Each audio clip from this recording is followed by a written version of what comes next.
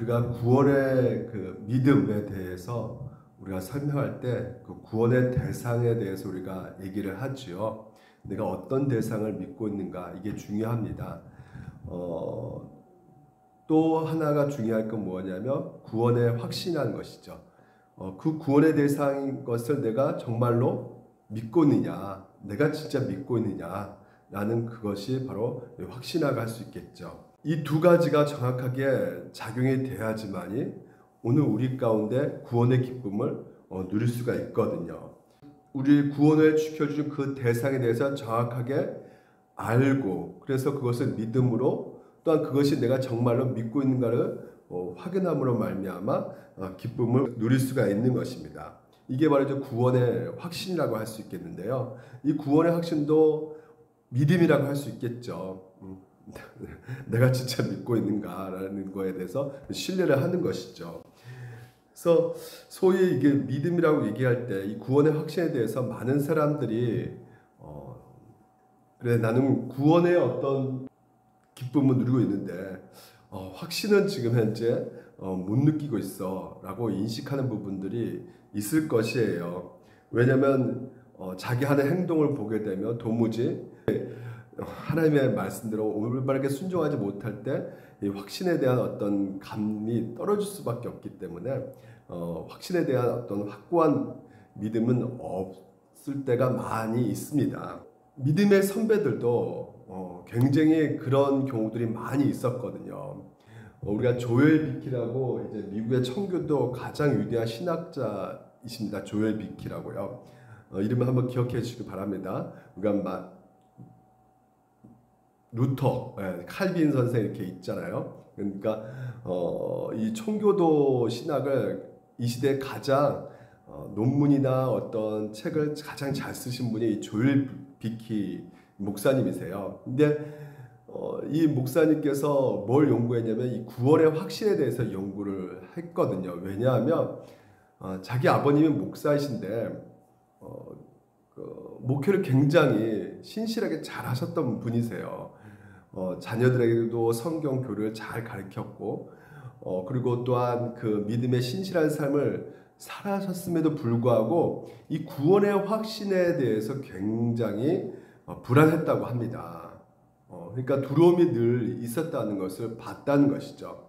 그러니까 자기 어떤 기준의 생각을 했기 때문에 그 기준에 못 미치는 자기 모습을 보면서 구원의 확신을 가지지 못하는 자기 아버지의 모습을 보면서 굉장히 안타까워했다는 것입니다. 그래서 이분은 16세기, 17세기, 18세기 그 믿음의 그 선조들의 구원을 어떻게 확신했을까라는 것을 이분이 연구를 하기 시작했던 것이죠. 그래서 그들은 과연 어떤 오늘날 우리가 많이 생각하는 느낌, 신앙에서 우리가 보통 이 찬양 집회 가면 두 손 들고 막 눈물 흘리고 그래서 어떤 그 감정이 복받쳐 올라오는 이것을 통해서 내가 구원받는 것이 확실해 라고 보통 우리가 생각을 많이 한단 말이죠. 그래서 이미 성경에서는 하나님의 자녀라고 말씀하고 있음에도 불구하고 자기가 무엇을 믿고 있는지 거기에는 관심이 없고 내가 어떻게 느끼는가 이게 중요한 나머지 더욱더 더 감정의 어떤 흥분과 만족을 채워주려고 여러 가지 집회, 은사주의 이런 데를 집회를 많이 가는 경우가 많이 있거든요. 그러니까 자꾸만 우리는 하나님의 약속에 어떤 신실함에 따라가지 않고요. 어떤 스스로의 어떠함에 어떤 느낌이냐 어떤 감정이냐 여기에 주목하는 경우가 많이 있는데 그 당시에도 그렇게 구원을 확신했을까라고 찾아본 결과 루터나 칼빈이나 믿음의 선배들은 구원의 확신을 어디서 두었냐면 바로 이 성경의 근거에 두었다는 것이에요. 그러니까 구원의 확신, 내가 구원받았음에도 불구하고 구원의 확신을 누리지 못하고 있다면 굉장히 너무나 인생 가운데 비참할 수밖에 없는 것이고 불안한 모습 가운데 살아갈 수밖에 없다라는 것을 그 믿음의 선조들이 쓴 책들을 통해서 발견한 것이죠. 그러니까 하나님을 누리지 못하는 것이에요. 그래서 안타까운 어떤 신앙생활을 할 수밖에 없는 그 상황을 이 조엘 비키가 보고 이제는 정확하게 바로 이 구원 확신이 얼마나 중요한가를 글로 썼던 것이죠. 여러분 한번 물어보겠습니다. 정말 여러분 내가 제 용서 받는다는 거 여러분 믿으십니까? 내가 내 영혼을 구원받았다는 거에 진짜 확신하고 계십니까? 쉽게 말해서 오늘 밤 죽어도 천국 갈 수 있냐 이거 물어보는 겁니다. 아멘. 네. 여러분 이렇게 말씀하셔야 돼요. 천주교는 뭐라 말하냐면 죽어봐야 안다는 거예요. 그러니까 천주교의 공식 교리 자체가요. 구원을 확신을 가질 수 있다는 것에 대해서는 인정하지 않고 있습니다. 그러니까 그들의 중요한 교리나 트리엔트 그 법교 신조에 보게 되면 우리는 구원의 확신을 알 수가 없다는 것이에요. 예. 그래서 개인적으로 하나님 앞에 특별히 계시를 받는 자, 뭐 교황이나 추기교나 뭐 수녀 같은 아주 영적으로 뛰어난 사람들은 어느 정도 알 수 있겠지만 그렇지 않고 특별하게 계시 받지 않고서는 알 수가 없다고 그들은 주장합니다. 심지어 뭐라 또 경고하냐면 그것을 구원의 확신이 있다고 이렇게 가르친 자를 그들에게는 저주가 임할 것이다 라고 아주 경고를 주고 있단 말이죠. 여러분 어떻게 생각하십니까? 과연 내가 이 땅에서 내가 구원받는 거 확신할 수 있고 믿고 내가 생각하고 있는가? 천주교 말이 좀 더 좀 그럴듯하지 않습니까? 우리는 너무나 연약하기 때문에 한계성이 있기 때문에 내가 구원받는지 내가 어떻게 알아? 우리 짐작으로 우리 이성적으로 그럴 수 있겠지만요. 천주교의 문제는 항상 그렇습니다. 인간의 어떤 이성에서 문제의 답을 찾으려고 한단 말이죠. 우리는 뭡니까? 성경에서 답을 찾는단 말이죠. 그럼 성경에서 뭐라고 말을 하느냐? 거기서 답을 끌어내지 않으면 여러분 이 문제를 풀 수가 없는 것이에요. 성경에서는 뭐라고 말을 하고 있냐면요. 죽기 전에 이 땅에서 우리가 확신을 가질 수 있다라고 말을 하고 있단 말이죠. 그래서 다른 사람에게 확신을 가지도록 격려해 줄 수가 우리가 있다는 것이에요. 절대 잘못된 것이 아니라는 것입니다. 그래서 보게 되면요. 요한일서에 보게 되면 그 증거는 이것이니 하나님이 우리에게 영생을 주신 것과 이 생명이 그의 아들 안에 있는 그것이니라 이렇게 말하고 있죠. 그러면서 아들이 있는 자에게는 생명이 있고 하나님의 아들이 없는 자에게는 생명이 없다라고 말을 하고 있어요. 그러니까 생명이 누구를 통해서 주어진다는 것이에요? 아들 예수 그리스도를 통해서 주어진다고 말을 하고 있는 것이죠. 그러면서 뭡니까? 13절에 내가 하나님의 아들의 이름을 믿는 너희에게 이것을 쓰는 것은 내가 이 편지를 쓰는 것은 뭐 때문이다? 너희로 하여금 너희에게 뭐예요? 영생이 있음을 알게 하려 함이라 이렇게 말하고 있어요. 조건이 뭐죠? 바로 하나님의 아들의 이름을 믿는 너희에게. 그래서 이 편지는 불신자에 쓴 게 아니라 믿는 너희들에게 영생이 있음을 확인시켜 주려고 쓴 것이다. 그것을 읽으면 뭐예요? 확인받는 것이죠. 고린도후서 3장 15절, 13장 5절 이렇게 보십시다. 너희는 믿음 안에 있는가? 너희 자신을 어떻게 하라는 것이에요? 확증하라는 것이에요. 그래서 뭐라? 예수 그리스도께서 너희 안에 계신 줄 너희가 스스로 알지 못하느냐? 그렇지 않으면 너희는 뭐라고 그래요? 버림받는 자라는 것이에요. 그러니까 너희 안에 진짜 예수 그리스도가 있느냐 없느냐 점검해 보라는 것입니다. 믿고 있느냐 안 믿고 있느냐. 만약에 너희가 그리스도가 없으면 너희 안에 안 계시면 뭐라 그러는 겁니까? 너희는 버림받는 자란 말하는 것이에요. 이 편지 누구한테 썼다고요? 이방인? 불신자? 외부인? 아닙니다. 고린도 교회 교인들에게 쓴 편지란 말이에요. 그래서 성도들에게 확증해라는 것이에요. 대충 넘어가지 말라는 것입니다. 건강 검진 하잖아요. 살펴보라는 거예요. 네 몸이 지금 현재 어떤 상태에 있는지를 알아야 되지 않겠느냐는 것입니다. 예배 자리에 나왔고 내가 세례도 받았고 내가 직분도 있으니까 나 구원받는 거 아니야. 그게 아니라 예수 그리스도가 너희 안에 있느냐 없느냐 보라는 거예요. 그렇지 않으면 뭐라 그러는 거예요? 버림받는 자라는 것입니다. 그러니까 오늘도 여러분 우리가 교회 안에 성도들이 있지 않습니까? 만약에 여기서 정말 하나님 보좌 우편에 가가지고 막상 딱 보는데, 물론 제가 없을 수도 있겠죠. 누군가가 없다 그러면 얼마나 이게 가슴이 아프고 슬픈 일이 되겠습니까? 그래서 조돈 목사님이 이런 말씀하셨어요. 그분의 설교 시간에 이렇게 말합니다. 지금 제가 얼굴을 보고 있는 회중 가운데 단 한 명이라도 하나님 우편에서 만나지 못한다면 바다처럼 많은 눈물을 흘려도 부족할 것이다. 가장 슬픈 일이 무엇입니까? 그렇죠. 다른 것이 아니에요. 하나님은 버림받는 것이 가장 슬픈 것이란 말이죠. 구원받지 못하는 것이 가장 아픈 이야기란 말이에요.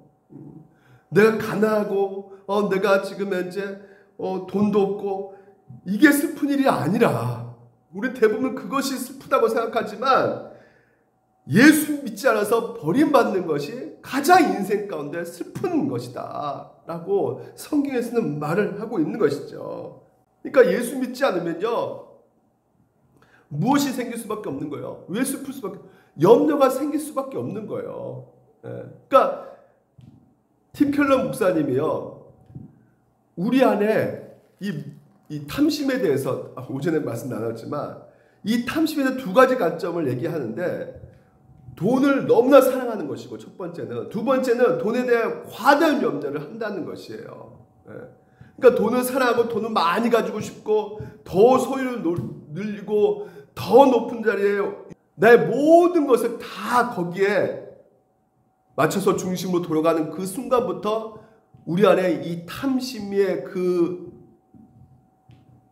그것이 작용돼서 탐심의 종이 된다고 이 팀 켈러 목사님 말씀하고 계시거든요. 그래서 뭐라고 하냐면 그들에게 이르되 삼가 모든 탐심을 물리쳐라. 사람의 생명이 그 소유에 넉넉한데 있지 아니한다.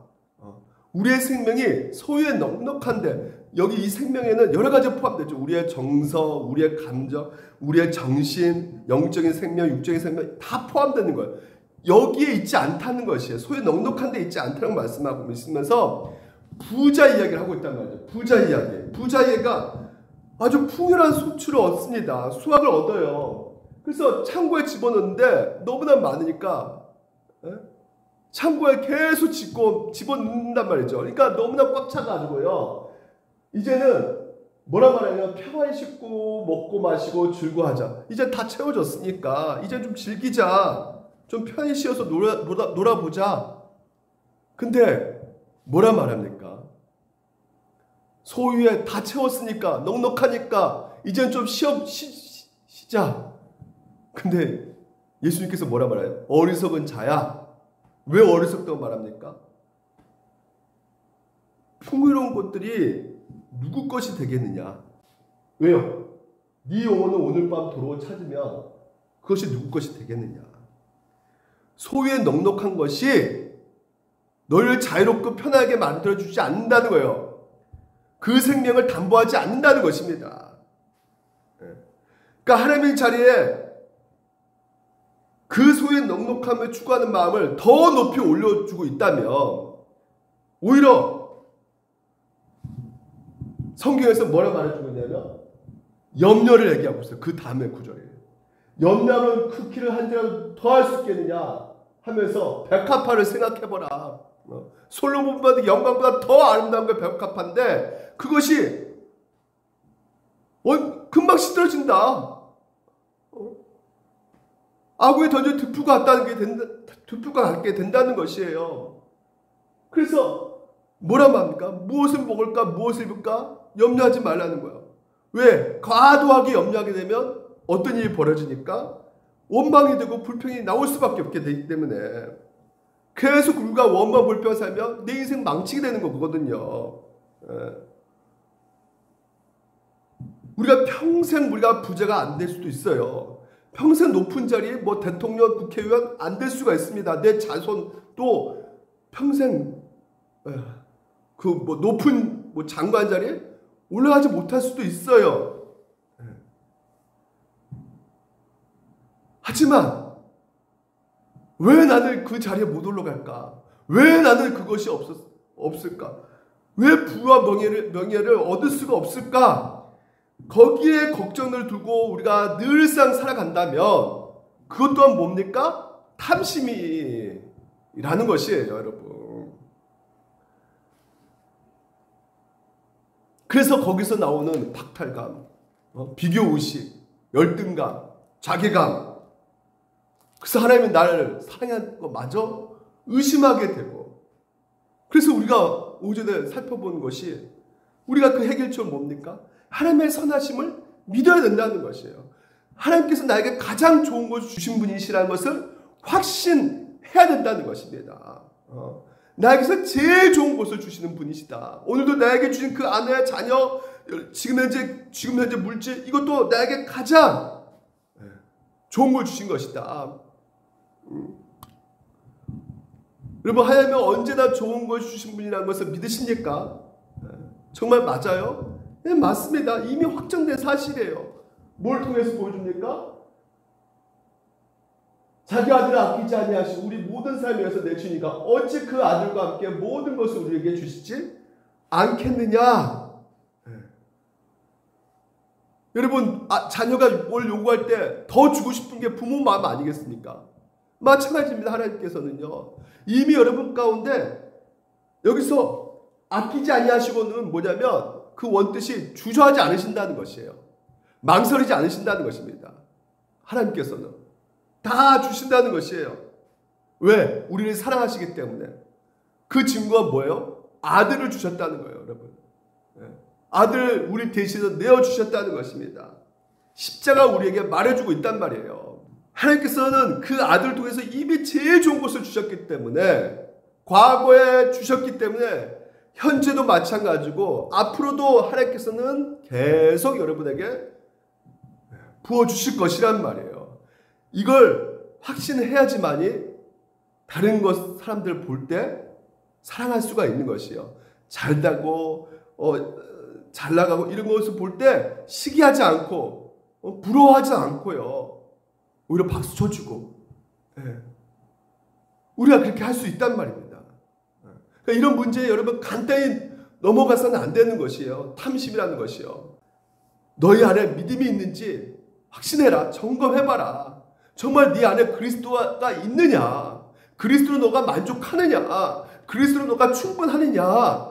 점검하라는 것이에요. 너가 정말 선하신 하나님을 믿느냐? 모든 것에 합력해서 손을 이끌어 가시는 그 하나님을 너가 의지하고 있느냐? 그러니까 여러분, 주일날 이 강단에서 이 설교가 대충 할 수 없는 이유가 여기에 있는 것입니다. 버린다니까요. 버린다. 그리스도가 없냐 있냐에 따라서 버림받는 자가 된단 말이죠. 살고 죽냐, 영원한 생명을 얻느냐, 영원한 멸망을 얻느냐, 그 갈림길에 있단 말입니다. 그러니까 어떻게 해요? 이 결과에 간단치 않기 때문에 대충 넘어가는 것이 아니죠. 말씀을 통해서 하나님께서는 오늘 우리 가운데 어떻게든지 믿는 자녀들, 택함 받는 백성들을 영생이 있다는 것을 확신시켜 주시기 위해서 그 강단에서 끊임없이 하나님께서는 복음을 선포하게 하신단 말이에요. 보십시오. 복음에 나와 함께 힘쓰던 저 여인들을 돕고 또한 글레멘드와 그 외 나의 동역자들을 도와라. 그 이름들이 뭐라고요? 생명冊에 있다는 것입니다. 생명冊에 기록한 사람, 기록하지 못한 사람 나눠진다는 것이에요. 많은 자유주의 신학자들이 하나님을 사랑하시는데 뭘 나눠? 그냥 다 구원받지. 사랑하시는데 천국이 있지 지옥이 어디냐? 하나님이 우리를 사랑하시는데. 그래서 많은 구원서를 주장하는 자유주의 신학자들에게 여러분 분명히 말씀하셔야 돼요. 여러분, 이 세상에 사랑을 제일 강조하신 분이 누구예요? 예수님이십니다. 몸소 그 사랑을 다 보여주신 분이 예수님이세요. 사랑의 그 누구도 그분 앞에서는 말할 수가 없어요. 사랑에 관해서는요. 근데 그 사랑이 많으신 그분께서 뭐라고 말씀하셨냐면 지옥에 대해서 얘기를 했단 말이에요. 불로서 소금치듯 받으리라. 구더기가 죽지 않는 곳이 있단 말이에요. 불못이 있단 말입니다. 심판이 있다는 것을 분명히 예수님께서 직접 말씀하셨단 말이에요.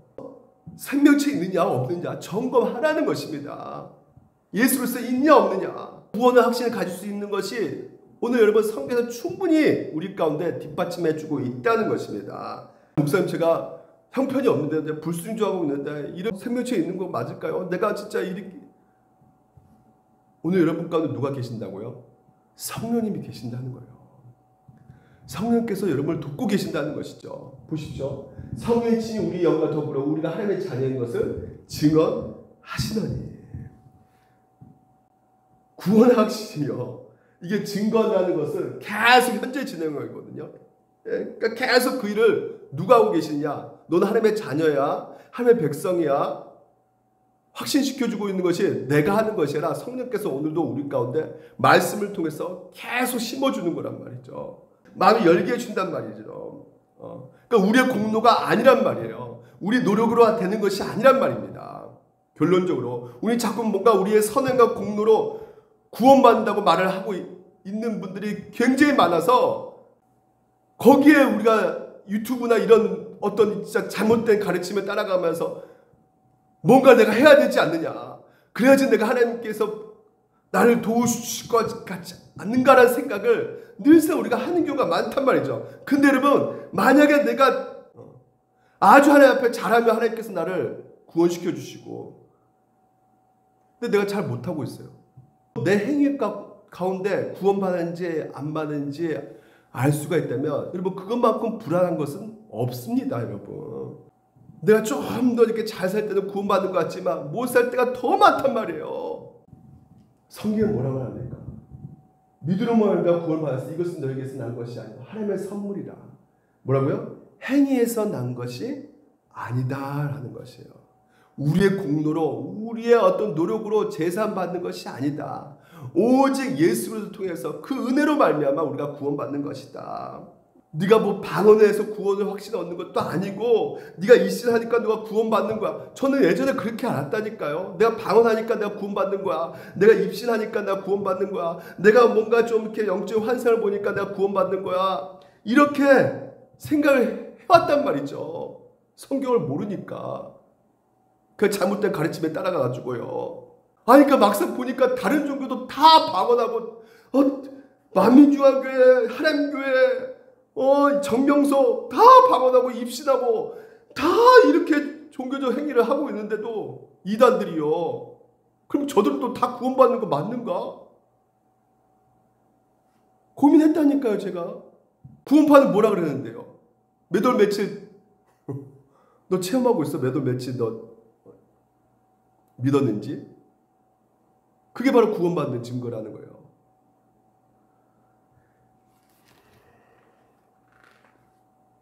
성경에서 뭐라 말하냐? 열매, 도트 신조 정확히 말합니다. 그것은 하나님의 말씀 안에 나타난 바 구원받는 자의 확실한 선택의 열매들. 즉 그게 뭐라고? 그리스도의 참된 믿음이 있느냐? 하나님에 대한 어린아이 같은 경외심이 있느냐? 죄에 대해서 근거한 슬픔이 있느냐? 의에 주고 목마름이 있느냐? 같은 것들을 성령의 기쁨과 거룩한 즐거움을 가지면서 자신에서 살핌으로 얻는 것이다 라고 말하고 있어요. 네? 말씀을 통해서만이 우리가 얻는 것입니다. 구원의 확신을. 다른 방법으로 구원의 확신을 얻고자 하면 우리가 잘못돼 갈 수가 있어요. 아까 말했죠. 뭐 환상을 듣고 뭐 환상을 보고 꿈을 꾸고 이런 것으로 확신을 절대로 해서는 안 되는 것이고요. 보십시오. 그런 어떤 표적과 기적들이요. 오히려 성경에서 경계를 하고 있어요. 보십시오. 악한 자에 나타나면 사탄의 활동을 따라 모든 능력과 표적과 기적을 일으킨다는 거예요. 그들이. 사탄이 그것을 막 보여준다는 거예요. 기적과 이적들을, 표적을. 그럼 사람들이 막 쫓아오는 거 아니겠습니까? 그거 보고. 근데 뭐요? 불의 모든 속임을 멸망한 자들이 있으니 이는 그들이 진리의 사랑을 받지 아니하여 구원함을 받지 못하게끔 한다는 것이죠. 그러니까 멸망한 자들 그냥 미혹당하는 겁니다. 사탄들에게. 미혹당하는 거예요. 그냥 끌려다니는 거예요. 아, 이거 성령의 역사인데요? 성령의 역사라고 착각하고 따라가는 겁니다. 그래서 뭐가 중요한 겁니까? 진리가 중요한 거예요. 진리가 중요한 거라고요. 교리가 중요한 것이라고요.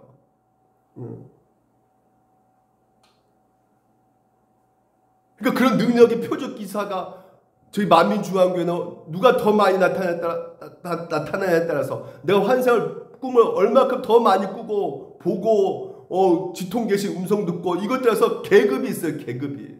등급이 있습니다. 등급이. 그래서 최고의 과정이 있어요. 1등급부터 50위까지가 있단 말이죠. 싹 다 죄인들인데 뭘 기대를 합니까? 뭐가 1등급 있고 5등급 있고 10등급 있으니까 다 죄인인데 우리가 뭘 할 수 있겠어요, 죄인들이. 그래서 오늘 도르트 씨가 뭐라고 말하냐면요. 그러니까 복음이 울려 퍼질 때 우리 가운데 생길 수 있는 것은 나 봤지 내가 몇 등급인지 나니까 이 음성이 들려져 깨닫게 되어져 이게 아니라 오늘 이제 13항을 봅니다. 이 선택에 대한 깨달음과 확신을 통해서 하나님의 자녀들마다 그들 자신이 하나님 앞에 어떻게 된다고요? 깨달은 자마다 겸비케 된다는 것이에요. 구원의 확신 그리고 하나님의 선택하시지 않은 자들은 어떻게요? 오히려 어떻게 된 겁니까? 겸비케 겸손해지게 된다는 것이죠. 이게 중요한 것입니다. 그 사랑 앞에서 감격할 수밖에 없는 것이에요. 그래서 그 사랑이 계속 내 마음 가운데 생각이 난단 말이죠. 그러잖아요. 여러분 부모가 죽어서 이렇게 땅에 묻지만요. 자식을 죽으면 가슴에 문다잖아요. 늘 생각이 난다는 거죠. 자식들이요. 그 세월호 사건 때 그 부모들은 아직까지 그 자녀를 잊지를 못한다는 것이죠. 왜? 너무나 사랑하기 때문에. 내가 받은 그 사랑 너무나 크기 때문에 잊지를 못하는 거예요. 예수 그리스도의 그 구속하신 그 은혜와 사랑이 어느 순간에 성령께서 알게 해주신 말미암아 그분 앞에 그 사랑 앞에 무릎 꿇을 수밖에 없는 것이죠. 왜? 여전히 내 모습은 쟤밖에 안 보이는데 자격도 없고 공도도 없는 그 어떤 것을 내가 해도 하나님 아버지 앞에 나아갈 수 없는 그런 짓을 하고 있음에도 불구하고 나를 선택해 주셨고 성령께서 또한 그 말씀을 통해서 내 아들이다 내 자녀다라고 말씀해 주시고 계시니 그분의 깊으신 긍휼을 경배하며 그들 자신을 정결하게 하고 그들을 먼저 지극히 사랑하신 그분을 쉼없이 연연히 사랑하기 위한 더 큰 이유를 갖게 된다. 이게 구원 확신이란 말이에요. 그 확신의 가치란 말이죠. 더 주님을 사랑한단 말이죠. 그 자비와 사랑이 기억나기 때문에. 그래서 하나님을 알아간다는 것은 다른 것이 아닙니다. 삼위 하나님 성령께서 그리고 성부 하나님 성자 예수님 오늘도 그분께서 오늘도 내 안에서 일하셔가지고요. 그분의 사랑이 얼마나 큰지를 더욱더 알려주심을 말미암아 나는 늘 나밖에 모르고 자기 중심적인 삶을 살고 있는 나를 향해서 어떻게든지 그 죄에서 분리시게끔 하시려고 계속해서 복음을 듣게 하시고 일을 하고 계신다는 것이죠. 그래서 뭡니까? 복음을 들으면 어떻게 될 수밖에 없는 거예요? 죄밖에 드러날 수밖에 없는 거예요. 겸비케 되는 거예요. 겸손해지는 것입니다. 나를 드러낼 수가 없는 것입니다. 내가 한 것이 없기 때문에 다 하나님의 은혜 가운데 있기 때문에 오히려 더 뭡니까? 내 안에서 꾸중물이 막 그냥 펌프질하죠. 펌프질하면 그냥 나오는 게 꾸중물이에요. 얼마나 죄인인가. 그래서 성화라는 것은 내가 오이니까 내가 이제 앞으로 6, 7, 8 의로운 사람이 되는 것이지 쌓여가는 것이지 이게 성화가 아니고요. 내가 알고 있기는 하나님과 나의 관계가 50인 줄 알았어요. 근데 막상 보니까 이 50 정도 간격이 아닌 거예요. 그 사랑이 너무나 크고 나는 진짜 죄인한 것을 깨닫게 되니까 그 간격이 한 200, 300 계속 깨닫게 되어지는 것이죠. 그래서 이런 죄인을 구원하신 그 하나님의 사랑. 그래서 점점 어떻게 합니까? 그분을 향해 나갈 수밖에 없는 거예요. 연약하기 때문에 내 안에 죄된 본성이 있기 때문에 쓰러져 넘어질 때마다 또 주님 아버지 앞에 나아가는 것이죠. 그러니까 여러분, 하나님 앞에 나가는데 나 절대 안 바뀌겠습니다. 나 절대 안 바뀔래요. 나 있는 것들 그냥 받아주세요. 나 절대 안 바뀝니다. 이럴 수가 없단 말이죠. 왜? 하나님께서 여러분을 어떻게 만들어 가신다고요? 거룩을 만들어 가시려고 이미 작정하셨단 말입니다. 그러니까 거룩을 만들어가기 위해서는 어떻게 해요?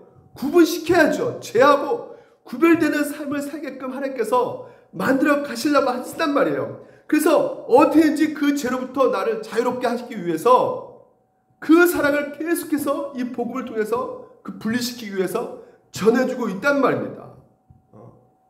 근데 세상은 어떻게 말합니까? 그냥 세상은 사랑 이야기는 그렇잖아요. 나 있는 그대로 받아줘. 그냥 있는 그대로 받아주는 게 사랑입니까? 아니 여기 뭐 묻어있는데 더러운 거 묻어있는데 그래 너 있는 그대로 받아줄게. 뭐 묻어있어 더러운 거 묻었어 떼야지. 이게 사랑 아닙니까?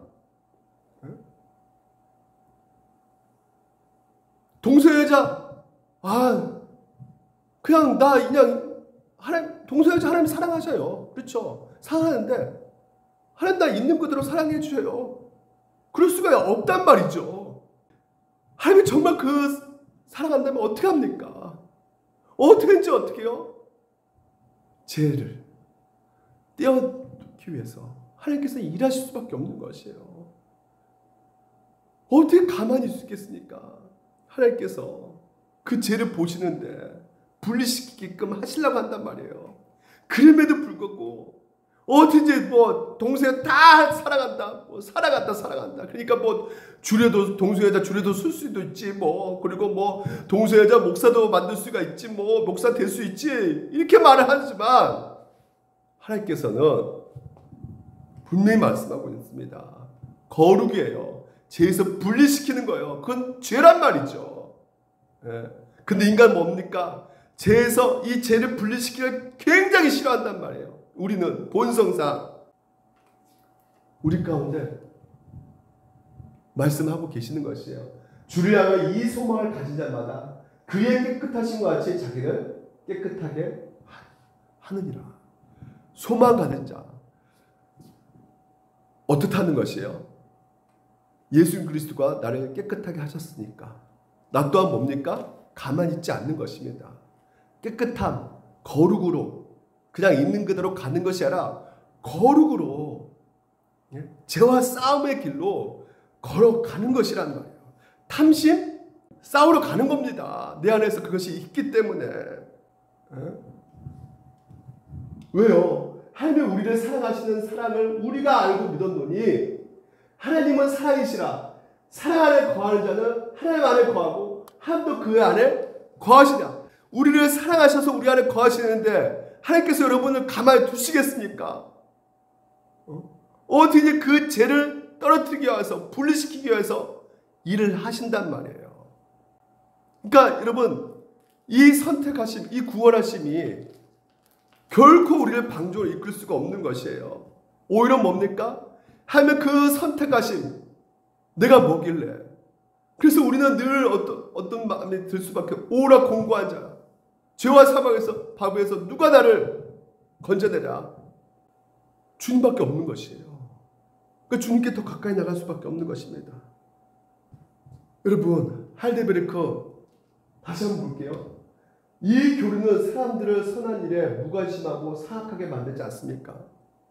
이 선택의 교리가 오히려 나 구원받았으니까 나 이제는 천국 가면 되니까 더 방종으로 길로 걸어가게 만드는 거 아니겠습니까? 예정 작정하셨으니까 이게 뭐 구원이 취소될 수 없으니까 이제 난 마음대로 살아도 돼. 이렇게 가는 거 아니겠습니까? 뭐라고 합니까? 하이델베르크가요.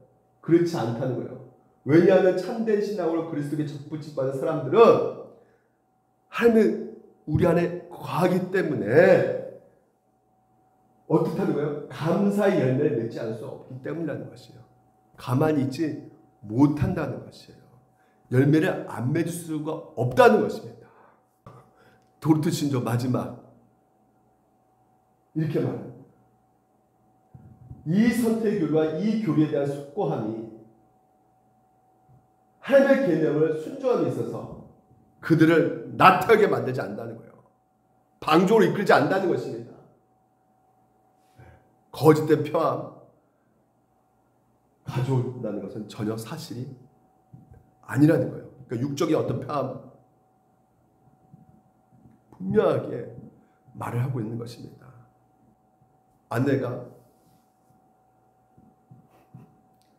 맛있는 저녁을 해줬어요. 그거 먹고 그 은혜 너무나 감사해서 나이트를 간다. 춤추러 어디 여자 만나러 여자 꼬시러 그럴 수가 없단 말이에요. 너무나 그 은혜에 감사해서 더 열심히 설교 준비를 해야겠다. 그런 마음이 생긴단 말이죠. 오늘도 여러분 선택하심에 놀라운 그 은혜, 자격이 없는데 나에게 나올 것은 죄밖에 없는데 이런 나를 하나님께서 창세전에 선택하셨다는 것, 예정하셨다는 것, 이 놀라운 은혜를 아는 자는 어떻다고요? 나 마음대로 살겠네 이럴 수가 자체가 안 된다는 거예요. 그 사랑을 알기 때문에 어떻게 해요? 한 주가 그래 오늘 탐심 하나님이 싫어하시지. 다시 한번 싸워봐야겠다. 결단하면서 기도하면서 그 죄하고 싸우며 나가는 것입니다. 기도하겠습니다.